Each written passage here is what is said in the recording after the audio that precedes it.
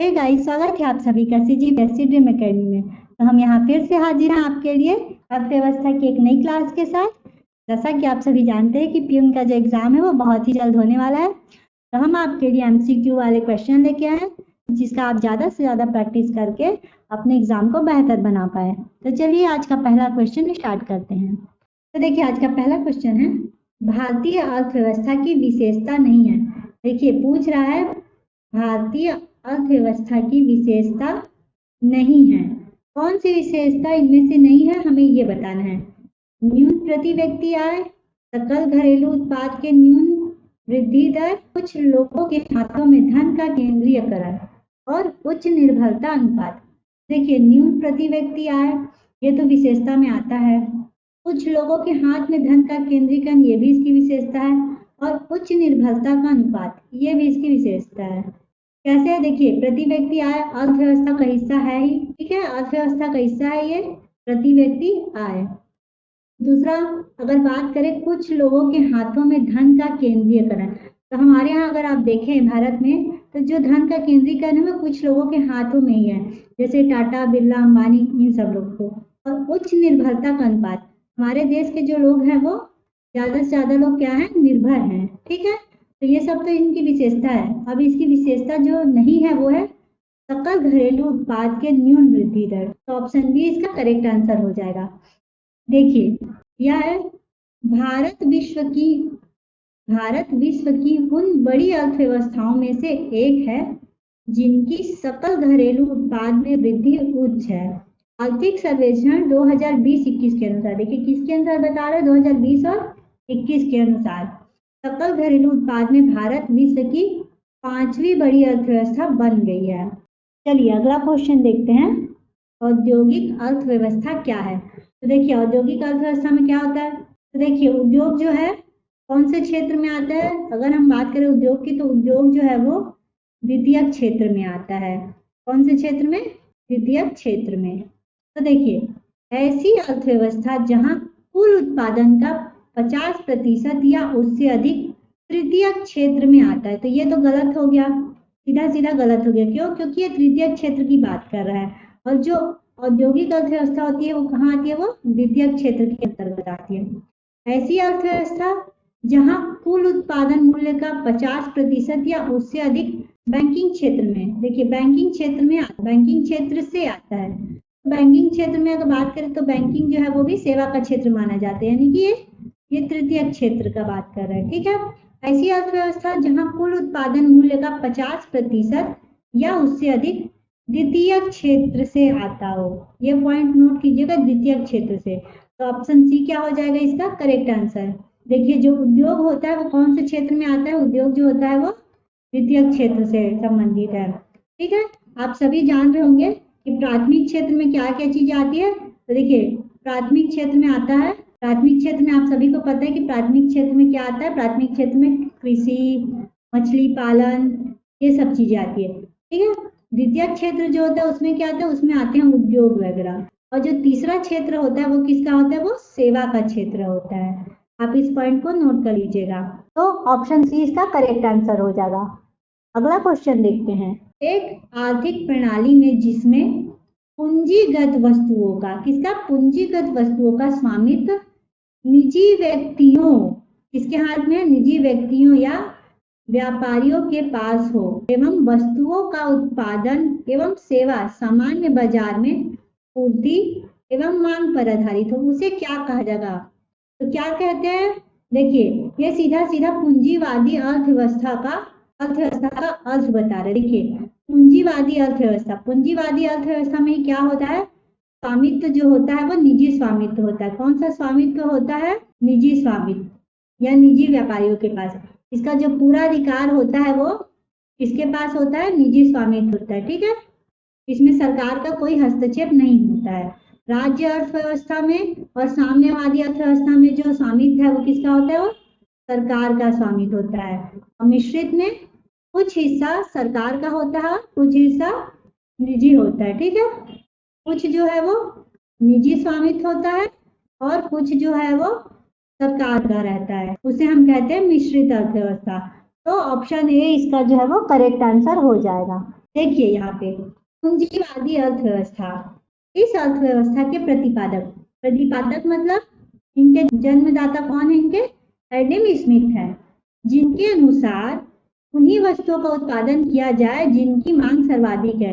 ये क्या बोल रहे हैं कि जिनकी मांग सर्वाधिक हो उन्हीं वस्तुओं का क्या करना चाहिए, हमें उत्पादन करना चाहिए। इसमें सरकार का हस्तक्षेप नगण्य होता है। देखिए पूंजीवादी अर्थव्यवस्था में सरकार का जो हस्तक्षेप होता है वो नगण्य होता है, यानी ना के बराबर होता है। समाजवादी अर्थव्यवस्था, इस अर्थव्यवस्था के प्रतिपादक कौन है, यानी कि जनक, इनके जनक कौन है, कार्ल मार्क्स को माना जाता है। इनके जनक कौन है, कार्ल मार्क्स है। इस अर्थव्यवस्था में सरकार का संपूर्ण नियंत्रण होता है। मिश्रित अर्थव्यवस्था, मिश्रित अर्थव्यवस्था क्या होती है, इस अर्थव्यवस्था के जो प्रतिपादक थे वो कौन थे, कीन्स थे। कौन, प्रोफेसर कीन्स। इस प्रकार की अर्थव्यवस्था में क्या होता है, सरकार और निजी क्षेत्र दोनों की सहभागिता होती है। वर्तमान में अधिकांश अर्थव्यवस्थाएं मिश्रित अर्थव्यवस्थाएं बन चुकी है। अभी जो वर्तमान में जो अर्थव्यवस्था है हमारी वो मिश्रित अर्थव्यवस्था है। भारत 1948 से मिश्रित अर्थव्यवस्था का स्वरूप ग्रहण कर चुका है। अभी वर्तमान में हमारी जो अर्थव्यवस्था है वो कैसी अर्थव्यवस्था है, मिश्रित अर्थव्यवस्था है। चलिए अगला क्वेश्चन देखते हैं। इकोनॉमिक्स शब्द की उत्पत्ति कौन सी भाषा से हुआ है। तो देखिए इकोनॉमिक्स जो है वो, इकोनॉमिक्स शब्द जो है वो ओइकोस प्लस नेमी, ठीक है, इस शब्द से मिलकर बना है इकोनॉमिक्स।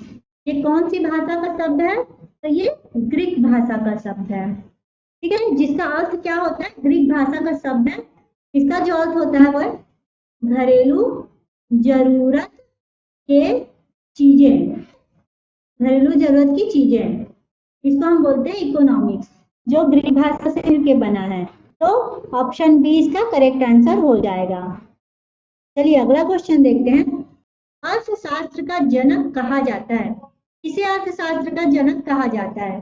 अर्थशास्त्र का जो जनक है वो एडम स्मिथ को कहा जाता है। किसे कहा जाता है, एडम स्मिथ को। तो ऑप्शन डी इसका जो है वो करेक्ट आंसर हो जाएगा। देखिए अर्थशास्त्र के जनक स्कॉटलैंड के प्रख्यात दार्शनिक एडम स्मिथ कौन थे, स्कॉटलैंड के प्रसिद्ध दार्शनिक थे एवं अर्थशास्त्री थे। इन्होंने अपनी पुस्तक द वेल्थ ऑफ नेशन में अर्थशास्त्र के बारे में किसमें बताया, द वेल्थ ऑफ नेशन में धन संबंधी परिभाषा दी है। जो एडम स्मिथ थे वो अर्थशास्त्र की परिभाषा क्या दिए थे, उन्होंने अर्थशास्त्र को धन का विज्ञान कहा था। किसका, धन का विज्ञान। किसको कहा था, अर्थशास्त्र को। किसने कहा था, एडम स्मिथ ने।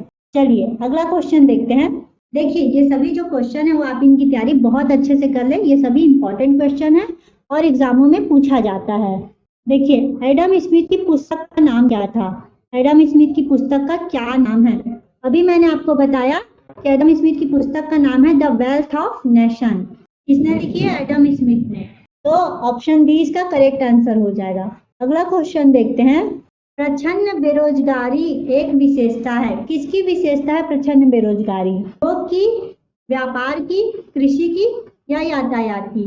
प्रच्छन्न बेरोजगारी क्या होती है, जहां जरूरत से ज्यादा जरूरत से ज्यादा लोग क्या है, काम करते हैं, ठीक है। जहाँ पे 5 लोगों की जरूरत है काम करने की, वहां पे कितने लोग काम कर रहे हैं, 7 लोग काम कर रहे हैं, वो क्या होती है, प्रच्छन्न बेरोजगारी।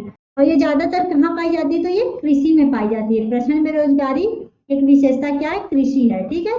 देखिए तो ऑप्शन सी इसका जो है वो करेक्ट आंसर हो जाएगा।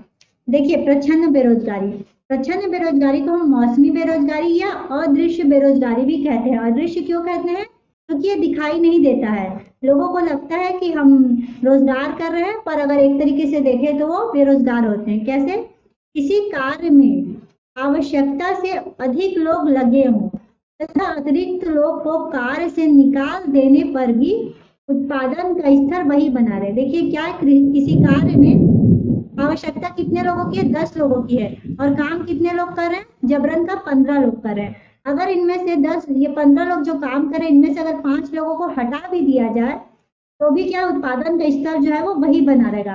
तो ऐसी बेरोजगारी को हम प्रच्छन्न बेरोजगारी कहते हैं। इसे छिपी हुई बेरोजगारी भी कहते हैं। क्यों, क्योंकि यहाँ पे नजर नहीं आता है कि हमें कितने लोग की जरूरत है, लेकिन यहाँ पे क्या बेरोजगारी रहती है, लोगों को लगता है कि हमें रोजगार मिला हुआ है। चलिए अगला क्वेश्चन देखते हैं। कृषि में मूलतः किस प्रकार की बेरोजगारी की प्रधानता देखने को मिलती है? तो भी हमने पहले वाले क्वेश्चन में पढ़ा, जो कृषि में बेरोजगारी होती है वो अदृश्य बेरोजगारी पाई जाती है, जिसे हम प्रच्छन्न बेरोजगारी भी बोलते हैं, ठीक है, या मौसमी बेरोजगारी भी इसको हम कहते हैं। तो ऑप्शन सी इसका करेक्ट आंसर हो जाएगा। अगला क्वेश्चन है, प्रति व्यक्ति आय संबंधित है। प्रति व्यक्ति आय किससे संबंधित है? प्रति व्यक्ति सकल घरेलू उत्पाद से, प्रति व्यक्ति राष्ट्रीय आय से, प्रति व्यक्ति विशुद्ध राष्ट्रीय आय से, या इनमें से कोई नहीं। देखिए सकल घरेलू उत्पाद तो इसमें आता नहीं, प्रति व्यक्ति राष्ट्रीय आय भी नहीं आता, प्रति व्यक्ति आय जो संबंधित होता है वो प्रति व्यक्ति विशुद्ध राष्ट्रीय आय से होता है, ठीक है। तो ऑप्शन सी क्या है इसका करेक्ट आंसर हो जाएगा। चलिए अगला क्वेश्चन देखते हैं, भारत में कृषि से संबंधित क्षेत्र कौन सी है?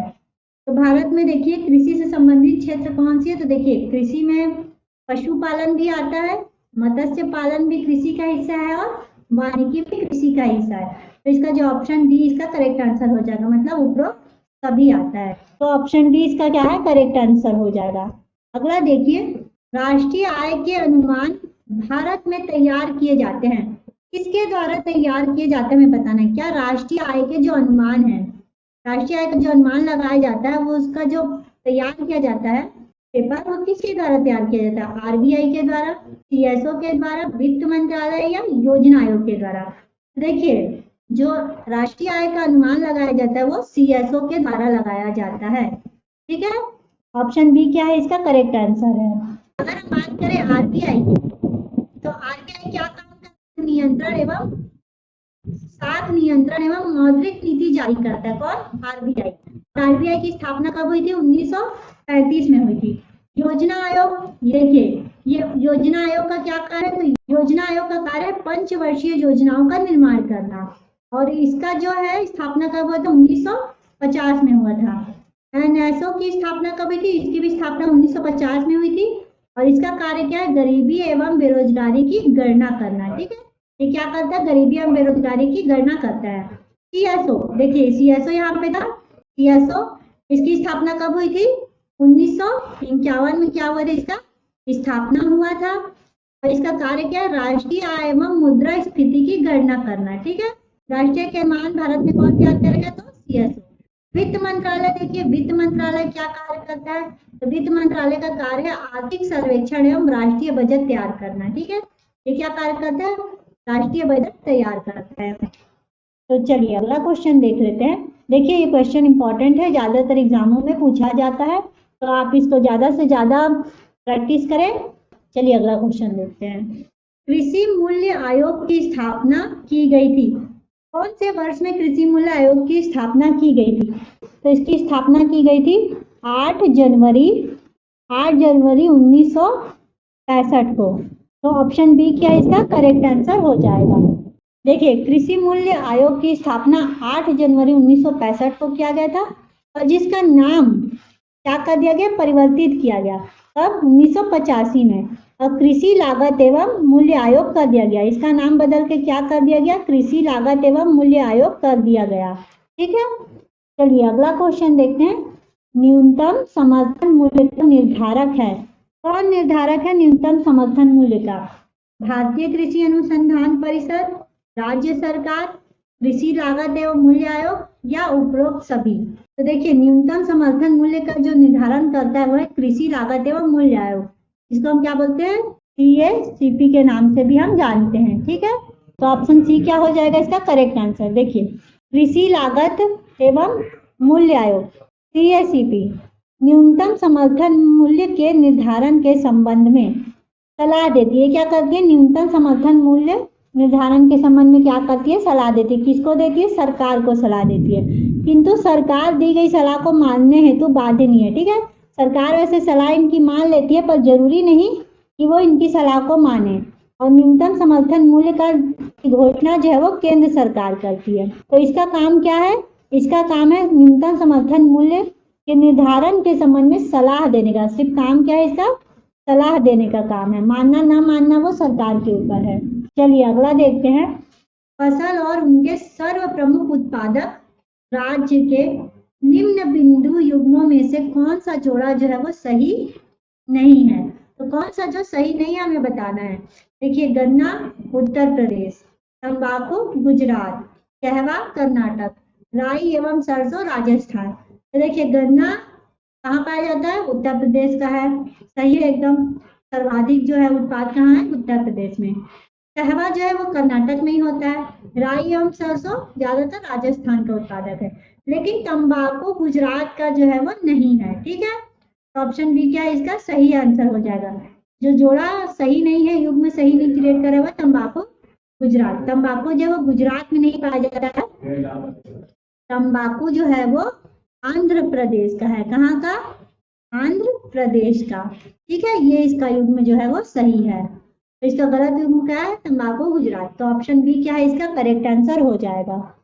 चलिए अगला देखते हैं। यह सत्य होगा कि भारत को परिभाषित किया जाए। तो पूछ रहा है भारत को हम किस रूप में परिभाषित करेंगे। एक खाद्य की कमी वाली अर्थव्यवस्था के रूप में, ठीक है। क्या भारत में एक खाद्य की कमी है, तो बिल्कुल भी नहीं, ये तो गलत हो जाएगा।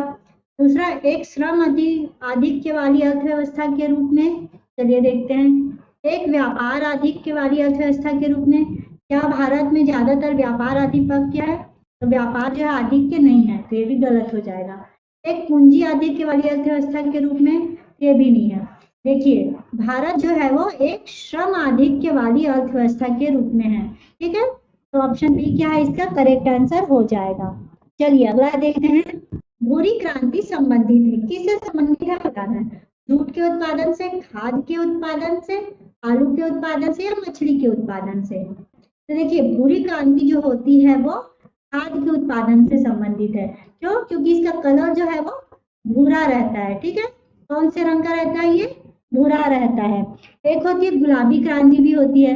गुलाबी क्रांति होती है, अगर हम गुलाबी क्रांति की बात करें तो वो किससे संबंधित है, वो होती है झींगा मछली से। कौन सी मछली से, झींगा मछली, ठीक है। एक श्वेत क्रांति भी होती है। अब श्वेत क्रांति किससे संबंधित है, तो श्वेत क्रांति देखिए किससे संबंधित होती है, डेयरी उद्योग से। तो डेयरी के प्रोडक्ट होते हैं उनमें, इनके कलर के आधार पे इनको दिया गया। देखिए, झींगा मछली कलर के आधार पे गुलाबी क्रांति दिया गया, श्वेत क्रांति डेयरी के जो उत्पादन होते हैं वो ज्यादातर सफेद रंग के होते हैं, ठीक है, सफेदी होते हैं। तो उनको क्या दिया गया, श्वेत क्रांति का नाम दिया गया। हरित क्रांति खाद्यान्नों को दिया गया है। इस तरीके से आप जो है वो याद रख सकते हैं। तो भूरी क्रांति किससे संबंधित है, खाद से। क्यों, इसका कलर जो है वो भूरे कलर का होता है। चलिए अगला देखते हैं। देखिए, राष्ट्रीय बीज नीति की घोषणा किस वर्ष हुई थी। तो देखिए, राष्ट्रीय बीज नीति की जो घोषणा है वो 2002 में हुई थी। किसमें, वर्ष 2002 में। तो ऑप्शन बी क्या है इसका करेक्ट आंसर। तो गाइस, आपको यहाँ पे एक छोटा सा नोटिस देना चाहूंगी जो बहुत ही काम का है। जैसा कि आप सभी जान रहे हैं कि प्यून का जो एग्जाम है वो बहुत ही जल्द आने वाला है। तो हमारा एक एप्लीकेशन है, एजुकेशन हब। एजुकेशन हब ये क्या हमारा ऐप है। एजुकेशन हब के नाम से हमारा एक ऐप है। इस ऐप के अंदर अभी प्यून एग्जाम के लिए टेस्ट सीरीज लाया जा रहा है। क्या लाया जा रहा है, टेस्ट सीरीज।